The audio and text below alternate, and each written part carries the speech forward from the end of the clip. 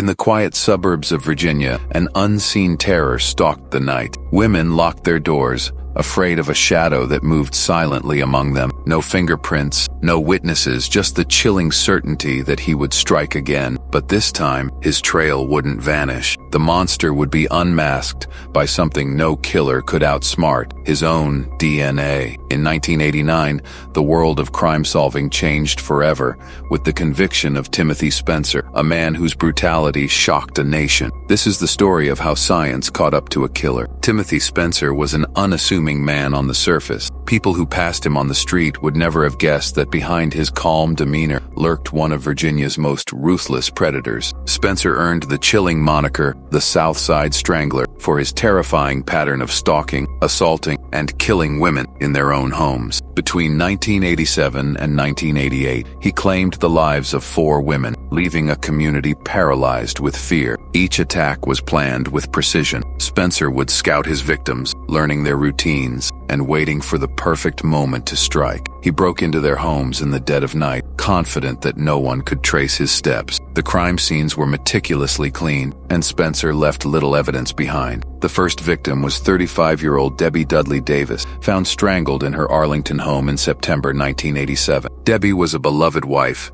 and an active member of her community. Her death sent shockwaves through the area, but the true nightmare began when, just weeks later, another woman was found dead under eerily similar circumstances. As the bodies began to mount, investigators faced immense pressure to find the killer. Each murder seemed like a ghostly repeat of the last strangulation, sexual assault, and not a single lead. The Southside Strangler was a phantom who seemed untouchable, his crimes defying traditional investigative techniques. It was around this time that law enforcement turned to an experimental tool: DNA fingerprinting. The technology was so new that many within the justice system viewed it with skepticism. Could a microscopic trace of genetic material really identify a killer? Investigators had no choice but to find out. Spencer's final victim, Susan Tucker, provided the breakthrough they desperately needed. Her body was found in her home in November 1987, and despite his careful efforts to clean up the scene, Spencer had left behind a trace: his DNA.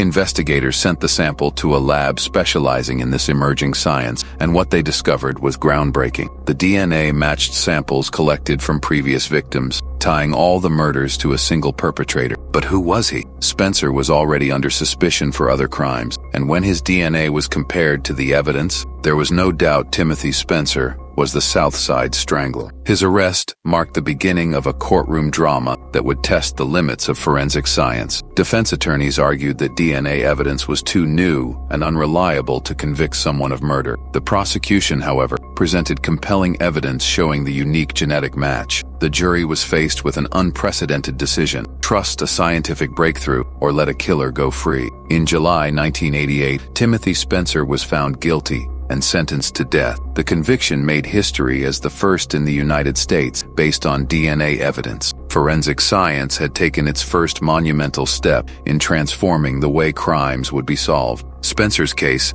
left an indelible mark on the justice system. It paved the way for DNA technology to become a standard tool in criminal investigations, helping to exonerate the innocent and convict the guilty. But for the families of his victims, no amount of scientific progress could erase the pain of their loss. As we look back, this case serves as a stark reminder: no matter how careful, no matter how meticulous, the truth has a way of emerging. And for Timothy Spencer, the truth lay in his very blood, a legacy not of his crimes, but of his conviction. And so, the monster who thought he could hide in the shadows was finally brought into the light, not by human eyes, but by the power of science. A warning to those who lurk in the dark: the truth will always find you. Thank you for joining us on this journey through one of the most polarizing cases in American history. If you enjoyed this story and come for the first time on this channel, please make sure to subscribe to our channel and press the bell icon for upcoming stories. We need your support, and please share these stories with your friends and family. Thanks.